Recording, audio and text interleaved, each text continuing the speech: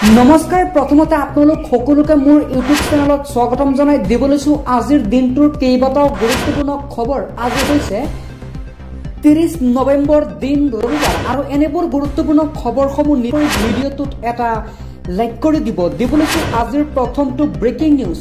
এবাৰ ৰাহুল গান্ধীক বুঢ়া আঙ্গুলি দেখুৱাই দিব পৰা মানুহ কেৱল অসমত একমাত্ৰ ময়ে আছো। এবাৰ মুখ্যমন্ত্ৰী হিমন্ত বিশ্ব শৰ্মাই এক ডাঙৰ মন্তব্য কৰিছে, কংগ্ৰেছত বিপ্লৱ কৰি আহি এইখন আসনত বহিব পৰা মানুহ কেৱল ময়েই। কংগ্ৰেছৰ পৰা ওলাই আহিলে ৰাজনীতি শেষ বুলি কয় মুখ্যমন্ত্ৰী হিমন্তৰ এই মন্তব্য। কিন্তু মই দেখুৱাই দিলো ৰাজনীতি অৰ্থাৎ পলিটিক্স কাক কয়। কংগ্ৰেছক মই ভুল প্ৰমাণিত কৰিলো। কংগ্ৰেছক মুখ্যমন্ত্ৰীয়ে ভুল প্ৰমাণিত কৰিছে। ৰাহুল গান্ধীক মই আঙুলি দেখুৱাইছো, বেলেগে নোৱাৰে। এই মন্তব্য হিমন্তৰ। মোৰ পজিটিভ খিনিও চিন্তা কৰক অকণমান আপোনালোকে। পৰৱৰ্তী খবৰ, চাহ জনগোষ্ঠীক ভূমি পট্টা প্ৰদানৰ ওপৰত সন্দেহ আছে গৌৰৱ গগৈ। এবাৰ যেহেতু হিমন্ত বিশ্ব শৰ্মাই চাহ জনগোষ্ঠীক ভূমি দিয়াৰ হেৰি কৰিছিল, প্ৰতিশ্ৰুতি দিয়াৰ পাছত এইবাৰ চাহ জনগোষ্ঠীলৈ ভূমিপট্টা প্ৰদান সন্দৰ্ভত সন্দেহ আছে গৌৰৱ গগৈৰ। কেৱল কাগজে কলমে এই সিদ্ধান্ত নে কাৰ্যকৰী হ'ব প্ৰশ্ন কৰিছে গৌৰৱ গগৈয়ে। চাহ জনগোষ্ঠীলৈ ভূমিপট্টাৰ কাম কিয় বিগত 10 বছৰত নকৰিলে বুলি প্ৰশ্ন কৰিছে। নিৰ্বাচনলৈ 4 মাহ থকাৰ সময়ত কিয় এই আইন অনা হৈছে প্ৰশ্ন কৰিছে।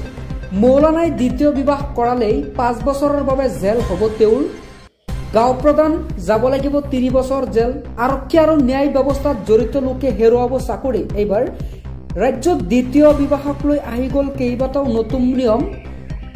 পলিগেমি আৰু নচলিব অসমত। মুখ্যমন্ত্ৰীয়ে কৰিছে কেইবাটাও ডাঙৰ মন্তব্য। অসমত এতিয়াৰ পৰা দ্বিতীয় বিবাহ মানেই লগে লগে জেল 7 বছৰ পৰ্যন্ত। আৰক্ষী, গাঁও প্ৰধান, মৌলানা অপৰাধীৰ ক্ষেত্ৰত হ'ব অধিক শাস্তি।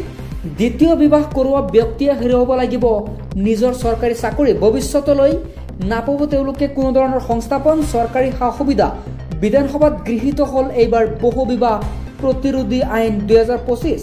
অসমত বিধানসভাত ৰচনা হৈছে এইবাৰ এটা নতুন ইতিহাস। মুখ্যমন্ত্ৰী হিমন্ত বিশ্ব শৰ্মাই এক বলিষ্ঠ পদক্ষেপ গ্ৰহণ কৰিছে। পৰৱৰ্তী খবৰ, সমাগত 5খন ৰাজ্যৰ বিধানসভাৰ নিৰ্বাচন। এবাৰ কি হ'ব কংগ্ৰেছৰ গতি। মল্লিকাৰ্জুন খাৰ্গেৰ বাসগৃহত হাই ভল্টেজ বৈঠক এখন অনুষ্ঠিত হৈছে। যিহেতু বিধানসভাৰ নিৰ্বাচনৰ হাতত মাত্ৰ আছে কেইটামান দিন, বিহাৰ নিৰ্বাচনৰ পিছতেই মুখ থেকেচা কংগ্ৰেছৰ। কংগ্ৰেছে সভাপতি মল্লিকাৰ্জুন খাৰ্গেৰ ঘৰত কংগ্ৰেছৰ বৈঠক অনুষ্ঠিত হয়। ৰাহুল গান্ধী উপস্থিত হৈছে সেই বৈঠকত। আৰু বিহাৰ নিৰ্বাচনত বেয়াকৈ মুখ থেকেচা খাইছে যিহেতু কংগ্ৰেছে। গতিকে যিটো অসমত হ'ব 26ৰ নিৰ্বাচন, বাকী ৰাজ্যত হ'ব। অসমৰ বিধানসভা নিৰ্বাচনক লৈ চিন্তা বৃদ্ধি পাইছে এইবাৰ কংগ্ৰেছৰ। অসম, তামিলনাডু, পুডুচেৰী, কেৰালা আৰু পশ্চিম বংগত হ'ব নিৰ্বাচন। বিহাৰ নিৰ্বাচনৰ ফলাফলে বেক ফুটলৈ লৈ গ'ল কংগ্ৰেছক, যাৰ বাবে এইখনৰ পিছত সেইখন বৈঠকত মিলিত হৈছে কংগ্ৰেছ। বিহাৰত বহুকেইখন ৰাজনৈতিক সভাত অংশগ্ৰহণ কৰিছিল, নিৰ্বাচন প্ৰচাৰ চলাইছিল ৰাহুল গান্ধীয়ে। মাত্ৰ 6খন আসনত সীমাবদ্ধ আছিল কংগ্ৰেছ। হিমন্ত বিশ্ব শৰ্মাই আক্ৰোশমূলকভাৱে মুছলমানক উচ্ছেদ চলাইছে। এইবাৰ হিমন্ত বিশ্ব শৰ্মাৰ এই বুলডোজাৰক লৈ নেমচৰ সভাপতি তেওঁ এটা মন্তব্য কৰিছে। চৰকাৰে কাৰোবাক অভয়াৰণ্যত ম্যাদী পট্টা দিছে বুলি ক'লে, কিন্তু মুছলমানক দিছে মাথো বুলডোজাৰ। হিমন্ত বিশ্ব শৰ্মাই হিটলাৰী শাসন চলাইছে অসমৰ মুছলমানীয়া লোকসকলৰ ওচৰত, উচ্ছেদ কৰি অমানৱীয় কাৰ্য কৰিছে। ইয়াৰ ফল হিমন্ত বিশ্ব শৰ্মাই এদিন ভুগিবই লাগিব। এই মন্তব্য কৰিছে নেমচৰ সভাপতিয়ে। ভাৰতীয় মানুহক হিমন্ত বিশ্ব শৰ্মাই চৰকাৰে 2 ধৰণে চাই আছে। হিন্দুৰ কাৰণে হিমন্তৰ এটা অন্তৰ আছে, আনফালে মুছলমানৰ কাৰণে আন এটা অন্তৰ আছে। হিন্দু মুছলমান সকলোৰে বাবে যদি এটা অন্তৰ হয় তেনে ভাল আছিলে হয়। আদানী আম্বানীৰ স্বাৰ্থত উচ্ছেদ কৰাটো দুৰ্ভাগ্যজনক। এইবাৰ মন্তব্য কৰিছে হিমন্ত বিশ্ব শৰ্মাক লৈ নেমচৰ সভাপতি বদৰুল্লাহ। এবাৰ উত্তাল BTCৰ সচিবালয় ঘেৰাও কৰি উত্তপ্ত পৰিস্থিতিৰ সৃষ্টি হৈছে। সবিশেষ জনাইছো, ভিডিঅ'টো শেষলৈকে চাব আপোনালোকে। এটা ব্ৰেকিং নিউজ। আক্ৰোশমূলকভাৱে প্ৰতিবাদ কৰি ভাঙি চুৰমাৰ কৰিছে এইবাৰ প্ৰৱেশদ্বাৰ।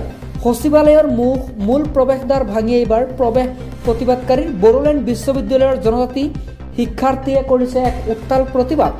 বিটিচিৰ নেতাই জনজাতিকৰণৰ বিৰোধিতা নকৰাত ক্ষুণ্ণ হৈ পৰিছে শিক্ষাৰ্থী। তাৰ ফলতে তেওঁলোকে জনজাতিকৰণৰ বিৰোধিতা কৰি প্ৰতিবাদ সাব্যস্ত কৰিছে, সচিবালয় ঘেৰাও কৰিছে আৰু উত্তপ্ত পৰিস্থিতিৰ সৃষ্টি কৰিছে। সচিবালয় এতিয়া উত্তাল হৈ আছে। পৰৱৰ্তী খবৰ, জনজাতিকৰণৰ প্ৰতিবেদন দাখিলৰ পিছতে ৰাজ্যজুৰি আনন্দৰ উল্লাস আবতৰীয়া দিব বুলি দেখিবলৈ পোৱা গৈছে। যিহেতু জনজাতিকৰণৰ প্ৰতিবেদন দাখিলৰ পাছতে ৰাজ্যজুৰি আনন্দৰ সৃষ্টি হৈছিল। ধেমাজিতো ৰণোজ পেগুৱে দাখিল কৰা প্ৰতিবেদনৰ বাবে ধন্যবাদ জনাইছে আটাছুৱে।